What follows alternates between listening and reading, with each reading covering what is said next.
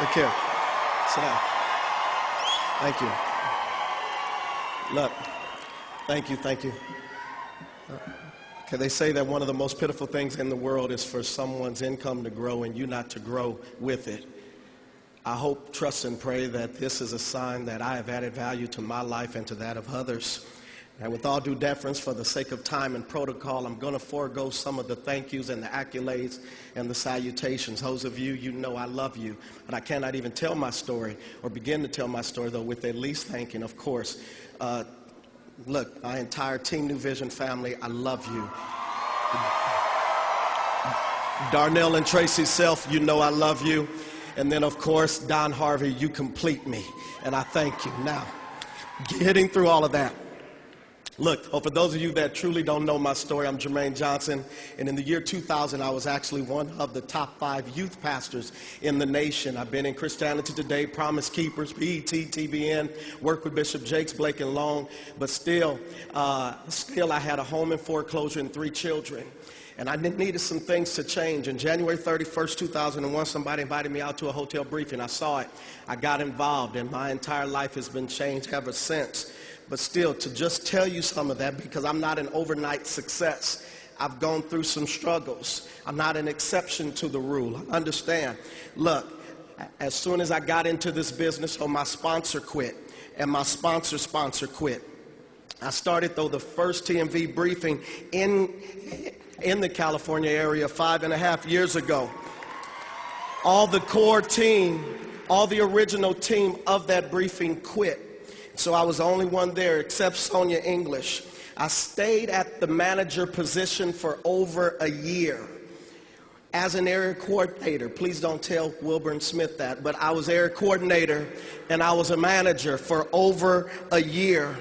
But still, I sold my '66 Mustang to keep the briefing going.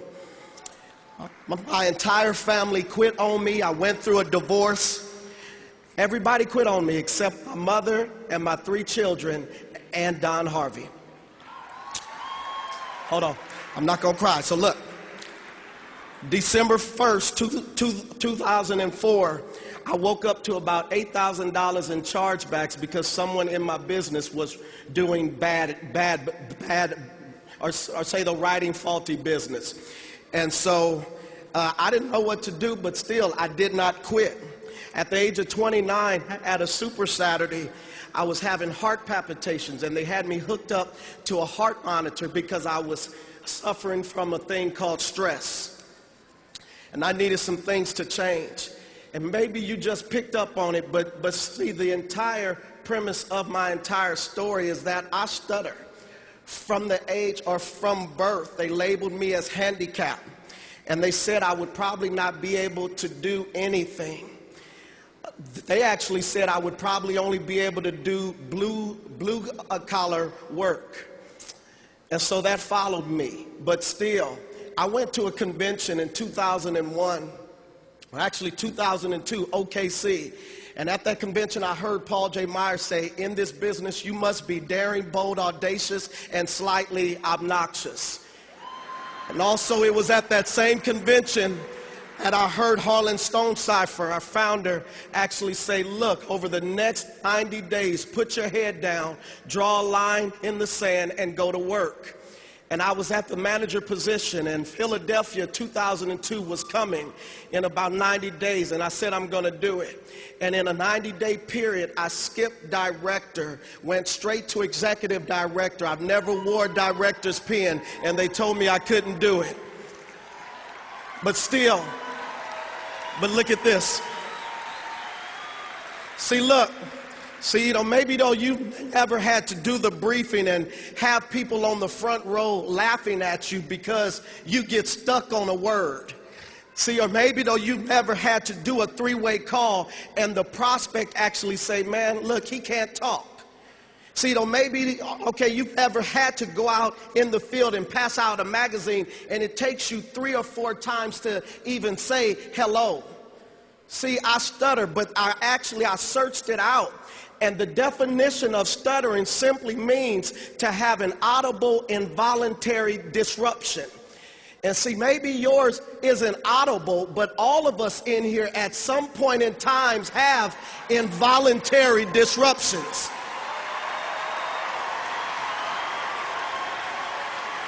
See, I don't know where yours is, but understand, if you're going to get down here on the front row, you are going to go through some involuntary disruptions.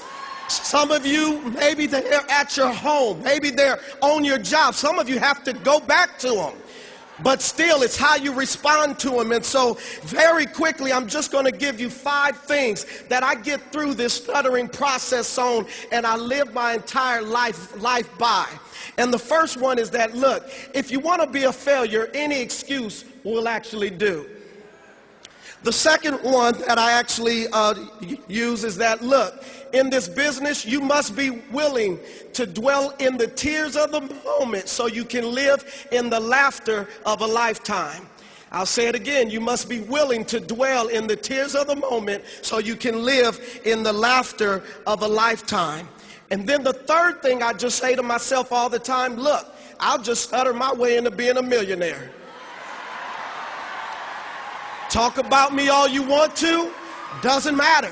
But still, I can say ring.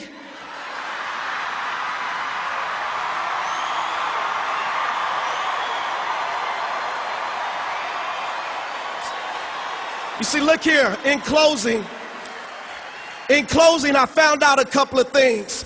I found out, though, that God has a plan for your life.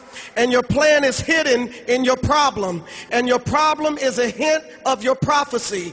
And God will actually use your problem to prepare and to propel you toward your promise. See, for those of you that don't understand it, and I apologize for sounding preachy, but that's me.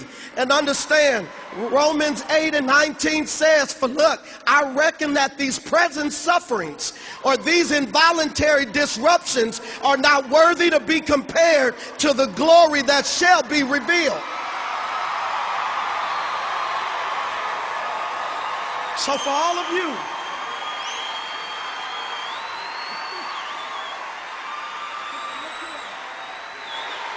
here's the 5th and final way I live my entire life. I love all of you. I thank you all. Anyone that has ever poured anything into me. But for all of you that you're up there and you've been stuck at the same position, way I was, manager for over a year, or they're talking about you, or you're going through some things, I leave you with this. If you want something bad enough to go out and fight for it, to work day and night for it, to give up your time, your peace, and your sleep for it.